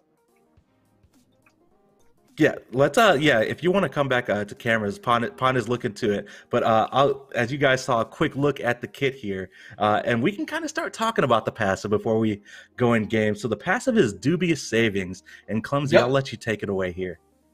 Yeah, so I also think we should be good in game now on audio. Excellent. Dubious Savings, every time Danzaburou gets gold, other than from the natural spooling of the game mode, 10% of that gold gets stored into one of his money pouches, which you can see in like the passive meter. There's up to 4 pouches, and anytime he's filled up to a certain max amount, so for example, the first pouch filled at 300 gold, he gets an extra burst of gold, obviously giving you more than what you've invested, as well as permanent power. You got your 4 different money pouches to fill up throughout the game. Definitely loving this. And this is something that we've never done before, with kind of a quest mechanic for earning gold and getting bonus gold off of that. Super cool. Let's talk about gold. Like, Yeah, I was going to say, let's talk about gold, but Fool's Gold this go around and his ability 1. What's going on with Fool's Gold, Clumsy? So with Fool's Gold, Danzaburou doesn't just have 1 money bag, but he's got 3 that he fires outwards. 1 in a straight line and 2 slightly at an angle. These money bags, they pass through and damage minions, and they stop on the first god. They also ricochet up to 2 times, and once they finally reach their max destination, they stop and they start exploding into a bomb. They start ticking away. They have like a 1-second timer before they blow up in an explosion. If any of these money bags actually hits a god, they also drop a money coin that Danzaburou or his allied gods can pick up to gain golds, like just straight up into Danzaburou's inventory. So be note there that if you're the support for Danzaburou or his friends, if you pick up that gold, you're giving it to Danza. You're not getting it yourself, unfortunately. He's tricking his teammates and the enemies all in one go, just to kind of earn that gold. I'm loving the theme so far. How he just plays off of, he's just a humble merchant, kind of like he talked about in the trailer. He's just here to get his gold, but he's also here to trick people. But another thing that he is all about is his sake and his alluring spirits. What's going on with ability 2? So with ability 2, Alluring Spirits, Danzaburou takes a quick swig of a sake bottle. He gains a little bit of health before he throws it out, and once he throws it out, it deals damage in that inner circle, and then in the outer circle, it starts slowing enemy gods. And it slows up to 3 times, and if it hits that 3 stacks, then it'll actually taunt the god towards the sake bottle. Now you can see that the sake bottle has pips. If it gets killed by the god that attacks it, or anyone else on that team, it will be destroyed early. Also, if the enemy gods that are taunted in the taunt CC get hit their maximum amount of health, they will be broken out of the effect early. So you can't just 100 to 0 someone that's being taunted. Right. Yeah, and I think a note that I'm seeing here is that taunt is it's got no DR on it, so it's a pretty strong taunt on the sake. 1 second taunt with no DR. That's right. Looking good here. I'm loving the vibes here. So we've talked about Fool's Gold. We've talked about sake. We got to talk about the tricks. What's happening with Tanuki trickery and the leaps that we kind of teased last week? So yeah, but quick preamble on this one. There were so many fun movement abilities we wanted to do, like, you know, because this takes a slot of that. We couldn't obviously do all of them. I'm sure people can think about what they wanted to see from maybe, you know, Tanuki lore. But this one I think came out phenomenally. Danzaburou creates a field of like bamboo and vegetation around him, where inside this area, he's slow immune. He takes less damage from specifically basic attacks. Enemies inside that area are slowed, and he also gets that Hastalis effect, so he can attack with free movement and no basic attack penalty. Now, the thing is if he leaves this field early before it expires, he turns into a leaf, among other leaves that mimic his exact movement. So you can see there's a big poof of effects, and then he has all these other decoy leaves. And this is what we tease, which is like kind of a stealth, but not really, because enemies can see this. Now, there's a green glow around which one Danzaburou is for himself and his allies, but enemies will not be able to tell that. They will just see any one of these leaves. There's a very short window where Danzaburou is not going to transform out of the leaf if he's attacked, but after that window, we're talking about like 0.5 seconds, any attack from enemies or from if Danzaburou himself attacks, he'll revert back to his normal state. That's super awesome. I'm loving the kind of take on, it's not quite stealth, but it's still, you know, got some illusion there, some trickery. Exactly. I'm loving the effects on this ability as well, and the audio, the music. I'm loving how we got some of the traditional Japanese instruments as kind of audio cues for all of these abilities. The sound design is great so far. The effects are sick. The animation, like all the teams together have come so awesome. I know we usually reserve that praise towards the end, but I wanted to say that specifically now. Oh, for sure. All right, let's talk about the final bang, the blast, the uproarious rocket. What's happening with this ultimate ability? All right, uproarious rocket. Well, Danzaburou, you know, using that leaf magic, he summons a magical leaf, and then he turns it into a bamboo rocket. And while he's preparing, you can aim only within 180 degrees during the pre-fire. And once you fire, well, you can just fire it like a normal projectile. Bang! He can fire it, it'll lock onto gods. It'll also collide with walls once it is locked on. So it is pretty easy to dodge if you got like a movement ability. But it will go a very far distance when it has locked on. That's not the range that you see in the targeter. That's only the lock-on range. But inside the pre-fire, while he's using while he's transforming the leaf, you can press the ability again. And please remember to do this, because I know there's a lot of like tricks and like people who forgot this with Merlin, but you can press the ability again to become the rocket. You'll see the targeter change from the rectangle to a line, and then you can charge and steer the rocket yourself. If the rocket in any of these forms hits an enemy directly, it'll stun them if they're gods, and deal 50% damage in the air. That's so cool. Sorry, I can't get over this. This is so awesome. Much He's fun. just going around. Oh, this is awesome. And is Danzaburou targetable while he's the rocket? Danzaburou is damage immune while in the rocket state, but as soon as he's out of it, he's very much vulnerable.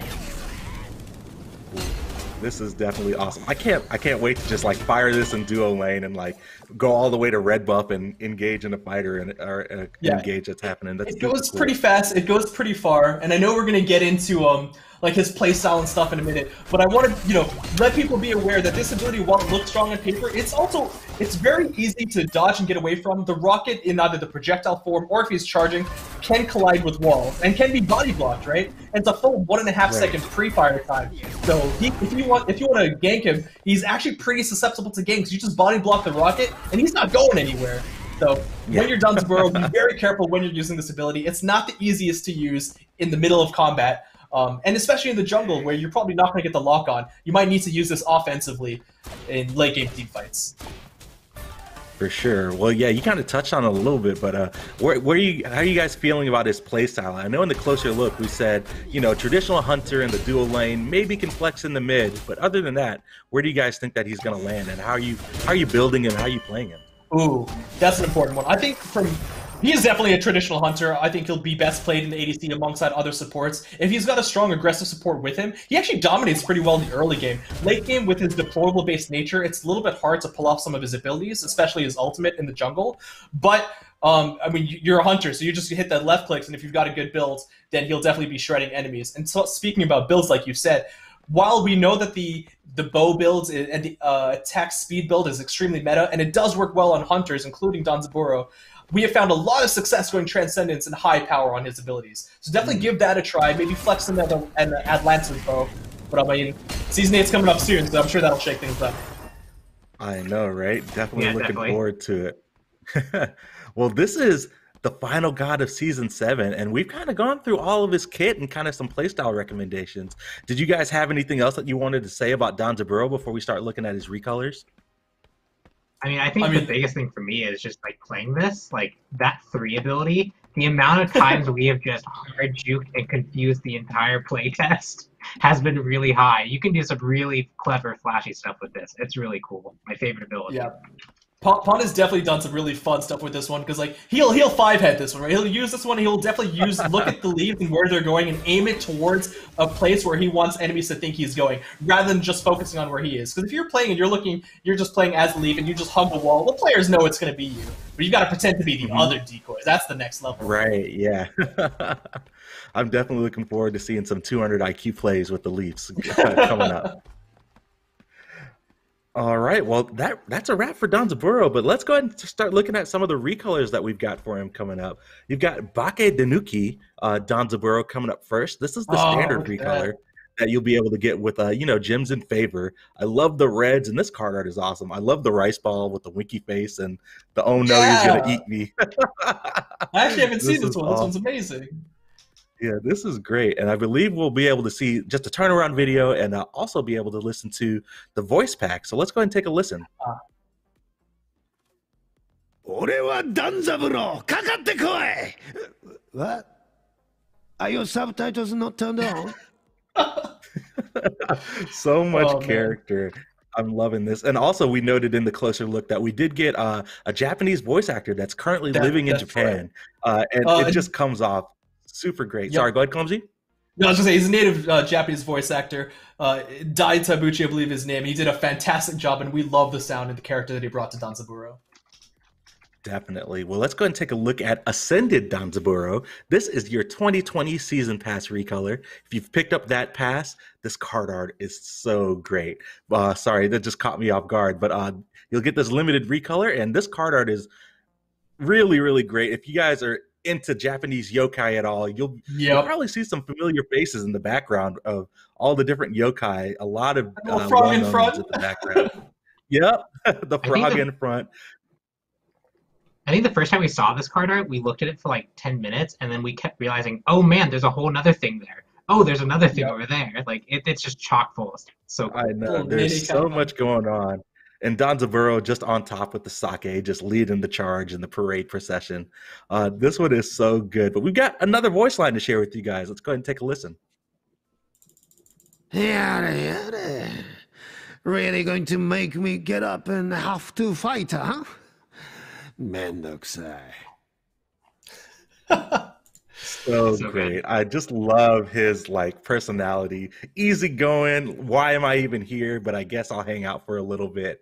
It's great. And we've also got the mastery skins. We'll launch Danzaburou with all of his mastery skins, gold, legendary, and diamond. I believe we have the card art here. We don't have the turnaround videos, but they'll be available for you guys to check out in PTS. But I love this card art too. And it's definitely playing off the gold for the gold skin. Yeah, that's a good point. I love it.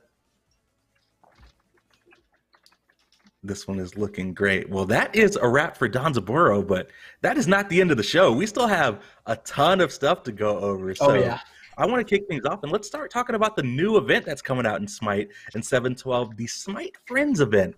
Now, it is getting towards the holiday season, and 'tis the season for giving. So this is going to be a brand new event that's coming out to you guys where you will be able to get a bunch of awesome skins, but also get free rewards that you can gift to other people on your friends list or in the end of match lobby if you think they did a good job. So the way it works is if you buy a bundle, you'll get a couple skins, but you'll also get a token to give a free gift to somebody. And we've got a bunch of awesome skins that we want to show off.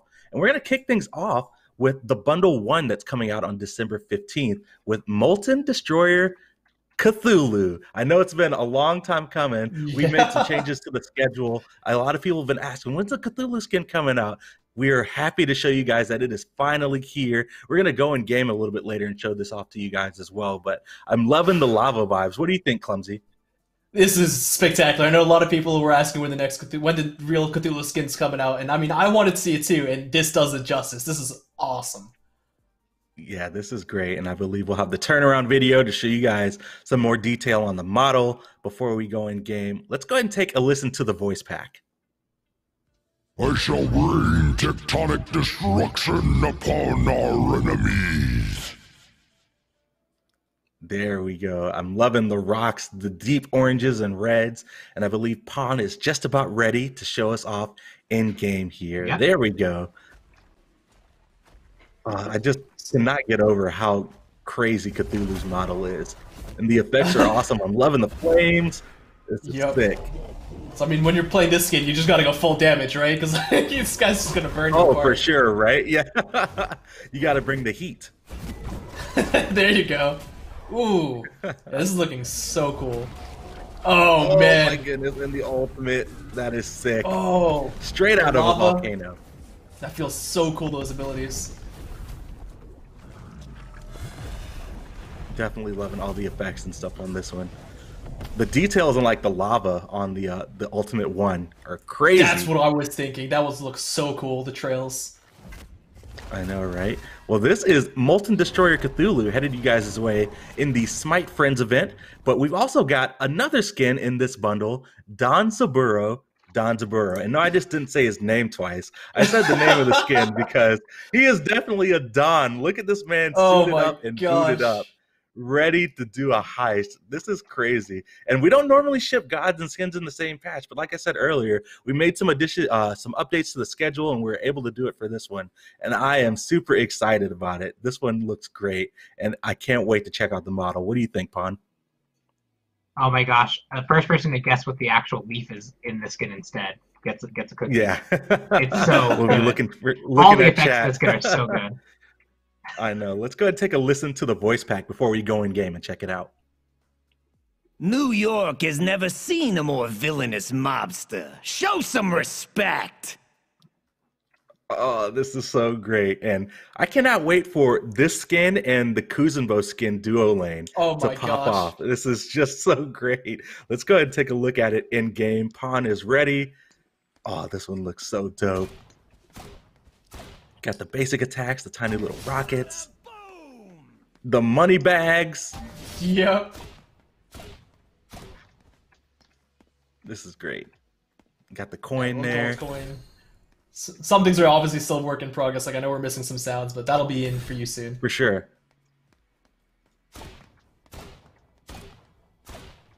There we go. All right, let's look at it.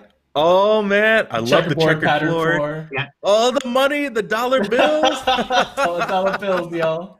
It's so good. That's so great. I love this. That is awesome. All right, take a look at the. I wonder what the ultimate is. Oh my gosh! It's got a top hat. That's awesome. That's too good. I love this skin. This skin's great. Is amazing. I can't get over this. This is so great. Like I said, I love the pinstripe soup. I love the mobster vibes. Danzaburou just has the perfect attitude for a skin like this. Yep. And it definitely translated super well. Well, that is the first bundle in the Smite Friends event that is coming out on December 15th. Let's talk about bundle 2 that's coming out on December 29th. The first skin that is coming up for this one is Malware Monarch Persephone. And this one is definitely super awesome. Got the sci-fi vibes. What do you think, Clumsy? I'm really excited. I got a chance to play this one in a test, and like the effects on this one are just awesome. I love the robotic skins and what we can do with them, but this one definitely took it to another level. Yeah, for sure. And lots of interesting sci-fi sounds and stuff incorporated into this kit. I got a note from our audio department, my man Kellen, doing God's work with all the audio and stuff that's coming out. So let's go ahead and take a look at the model. Oh, there we go. Oh, I love the oranges. This one turned out really, really great. Yeah, it's like a more futuristic version of like the Biohacker Collie. Like it's the more futuristic 100 years. Oh yeah, that version. makes sense. Yeah, for sure. All right, So well, let's good. go ahead and take a listen to the voice pack for Malware Monarch Persephone. Why let your body be a boundary when it can be limitless potential instead? Nice. I'm loving the filters on that voice pack as well. All right, next up in Bundle 2 of Smite Friends, we've got World Tour Nemesis. So we've got the music vibes coming out. Nemesis is definitely a rock star. And as we get the card art ready here, I love this. This is awesome. I like the I mean, the nothing better than shades, like the weapon.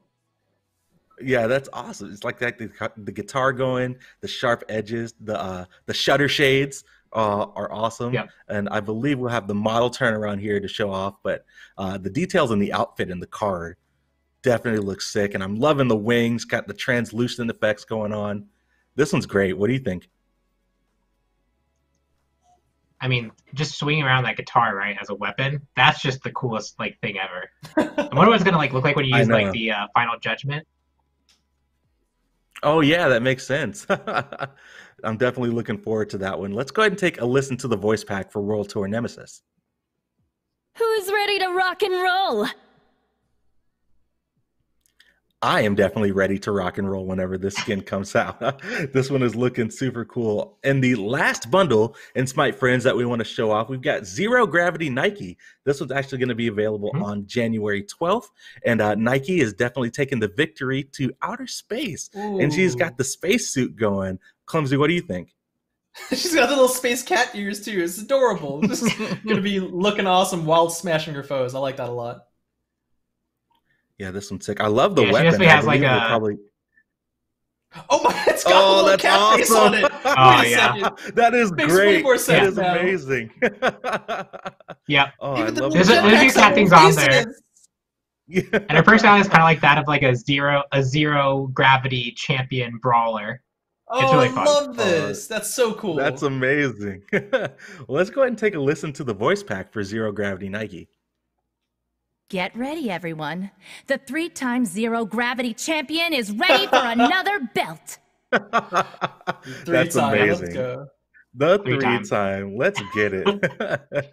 All right. And then the last skin in bundle 3 of Smite Friends, we've got Witching Hour Freya. So a little bit on the spookier vibes here, Halloween past, but you know, a lot of people like to celebrate Halloween all year because it is just so cool. But I'm loving the fantasy fairy tale vibes here. What do you guys think? I'm just happy to see Freya get some more skins with like the high magical fantasy elements in them. Like I think this one's just gonna feel really cool to play. Even if you are a mage ADC, you'll feel a bit more like a mage with this. For sure. That makes a lot of sense. I love the staff, and it's got like the butterfly wings there, and I believe her cape has got some of the butterfly elements there as well, and even a little knot in the hat. This one is definitely looking great. Oh, the socks are on point. AJ would be impressed. That's super dope. Let's go ahead and take a listen to the voice pack for Witching Hour Freya. Let's see what kind of mischief we can brew up today. For sure. And like Pon was saying, that weapon is awesome. I like how it resembles a sword. The energy, it resembles like a sharp sword. It's like a scepter saber. Yeah, that's awesome. All right, and then the final reward that we're going to go in game and show off for the Smite Friends event is Phoenix Fury Kukulkan. And this one is so dope. I can't wait to go in game and show this off because I know the animation team has had a lot of stuff that they wanted to call out here. This is great. Reborn from Serpent of the Nine Winds into a Phoenix. I'm loving the details here. And I can't wait to see the model. This will be available on December 15th because like all of our events now, you can buy all to get all of the rewards up front and then just automatically unlock stuff as things come out. But this model looks great. I love the fire effects. If this was the Phoenix we had to siege in like Conquest, I wouldn't siege your face. I'd dip out. Yeah, I know, right? I would be like, everybody get Emperor's armor, please. And I am not going in radius because that is scary. Well, let's go ahead and take a listen to the voice pack for this one before we go in game. Only together can we prevail in the face of darkness. All right, just about ready to go in game here. Can't wait to look at some of the effects here on the abilities. And I believe we've got some notes from the animation team. We've got some custom animations on this one that we'll show off in a little bit. The one looks great. The material on the wings is so cool. I love this a lot. There we go. That's what I wanted to see. Oh, I love the flames at the base of the tornado there.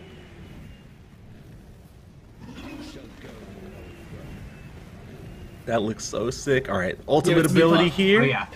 Oh, there's that. All those custom animations. Different. Oh, that's awesome. Oh, that is great. Wait, can you do it? Yeah. Okay, I love the animation, on the ulti there, because he's like he's like being reborn in that ulti. That's so cool.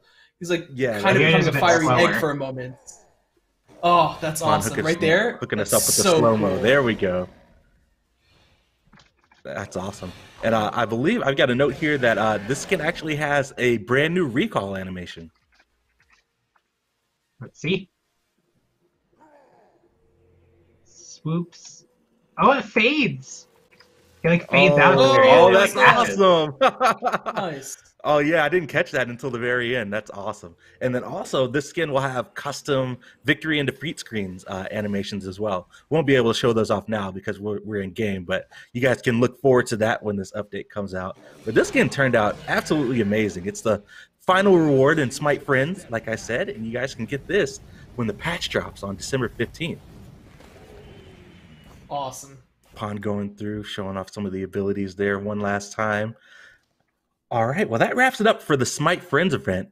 Let's talk about some of the other skins that are coming up, some of the later weeks in the 7.12 update. And we'll kick things off with Space Cadet Vulcan. I know, like I said, we had a ton of skins at the top of the show, guys. We're going to keep going here. We got Space Cadet Vulcan up next. He is in the retro space chest, and I love the vibes. This is like an 80s like cartoon or like TV show with the aliens in the background. The outfit, the puffy arms, is so cool. I know, it's so retro. So this is awesome. I definitely want to see the model here. And look, he's got the hair. Vulcan normally doesn't have the hair, but he's looking dapper. He's looking good. Let's go ahead and take a listen to the voice pack for this one. Interstellar Command, I'm not reading you. Looks like we'll be doing this my way. This is spot that's on. so good. I love the filters and stuff on the voice. Oh, the blaster is sick on his little leg band there. Yeah, I love the rocket hammer as well.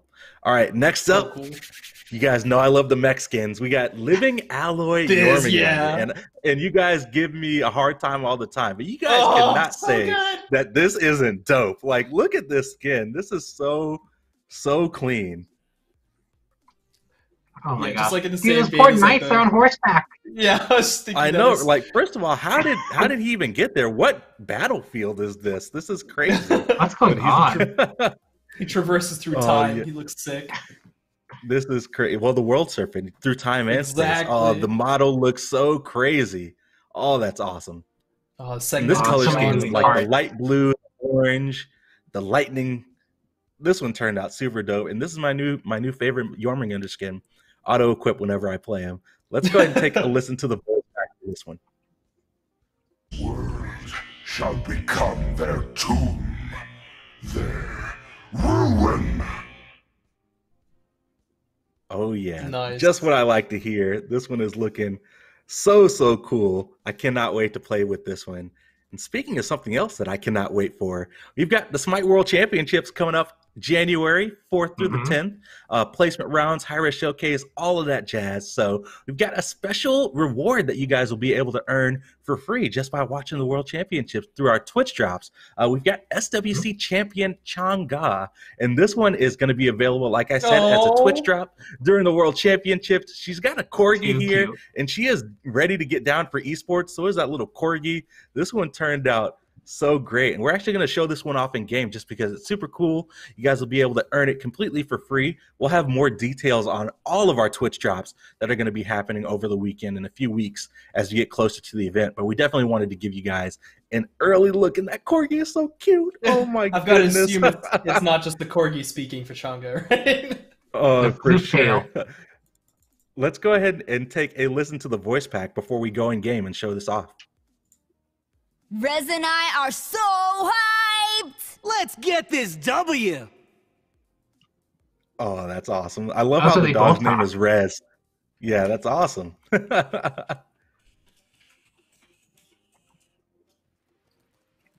we go. Little dog running around. So cute. I'm loving the swag. She's got the SWC swag. The jacket is looking dope. The hat, and she's got the trusty hammer, our championship trophy, as her weapon there. And I've got a note here that they did some really cool stuff incorporating Chang'e's music to make it feel like you're at an event, and you've got the EDM music cranking, ready for the World Championships to start. Oh, that's great. Oh, I didn't even notice. She's got the Titan Forge symbol underneath there as she's walking around. Yeah. That's awesome. I'm loving the effects on this one as well. Pon, can you do me a favor and like buy something? I just want to see the little corgi like scutter away. We know Tom has a jungler, so Assassin's Blessing. There you go. Later. Oh, he's going. So cute. Oh my goodness. That is great. Definitely looking forward to this. And who knows, maybe we'll see some Chang'e jungle at SWC. She's been seeing a little bit of play in the Pro League. For sure. True. Yeah, the health buff recently did a lot. Oh, most definitely. Oh. He's coming back. Oh, did he get stuck? There we go. We got to wait for it. That's good. Let him get Popper. There. Oh, there you go. That is awesome. Absolutely amazing. SWC Chang'e is going to be available as a free Twitch drop during the Smart World Championships. We hope that you guys will tune in and watch with us to earn this awesome reward.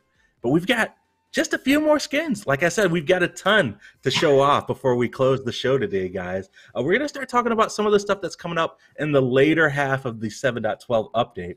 And we've got first up Thunderfang Thor. And this one is looking great. I know AJ said we got to work with a concept artist that he's been wanting to work with forever. And I love how he just kind of transformed him into like a wolf beast. And he's got that axe instead of the hammer. What do you guys think? That's incredible. Incredible. Oh, I love looking sick. I can't wait to take a look at the model here because I know we put in a lot of work on the details. Oh, that looks great. Oh, the armor is awesome. Yeah, I love like how the armor has like fur parts and like little like teeth bones. Yeah. Right. I love how it's asymmetrical too. And one shoulder pad is kind of a lot larger and got a lot more detail on it than the other. It really pops out to me. This one's looking great. And I love the lightning effects around the axe as well. Let's go ahead and take a listen to the voice pack for this one. Strike first, strike true, and never yield in battle. This one's definitely looking clean. This is going to be available in the Fighter Beast chest in January during the 7.12 update. And last but not least, before we close out the show, guys, probably my favorite skin of the patch, and we teased it out on social media a little bit earlier, but we've got Rogue Android Izanami. And this is a new theme that we're doing. It's futuristic, sci-fi, but it's still got some of the traditional Japanese elements in it. So cool, so spine clean. You see inside there? Yes, you can see through. That's terrifying, man. This is amazing, though, and this card art is beautiful. Sorry, Pon, go ahead. Yeah, no, this skin is incredible. Like, especially like you'll see in game, like the style, like the clothing is just also really cool. Yeah, this one is looking so cool. I cannot wait to play with this one. And like Pon was saying, you can see through. You've got like the bones, kind of like the skeletal structure of the cyborg going on. And I know we did a lot of work on some of the voice processing and stuff to make it feel like, you know, she's part human, part cyborg, kind of like a broken android. Let's go ahead and take a listen to the voice pack for this one. We will not be subject to any being's will. We control our own destinies. There we go. Like I said earlier, this is my favorite skin of the update coming you guys' way in the Broken Android chest. And this is going to be available in January as a part of the latter half of the 7.12 update. But guys, we got through it. That's the show. Before we close out, do you guys have anything you want to say? Really excited for, you know, this entire year. You know, this last patch, SWC is coming up. Thanks everyone for playing Smite, keeping going. Hopefully you love the rest of the year and, you know, stay healthy and stay safe. Yeah, for sure. We've got Danzaburou coming you guys' way. Yeah, Danzaburou coming you guys' way. PTS is targeted for Friday. And like Clumsy and Pon were saying, on behalf of High Res Titan Forge team, thank you for just an amazing Season 7. I know 2020 has been a crazy year, but it's been an absolute pleasure and a blast bringing you guys like the best season of Smite yet. You guys won't see us until January, but by that time, we'll be ready to talk about some Season 8. So until then, stay safe, guys. Stay positive. We'll see you all on the next one. Peace.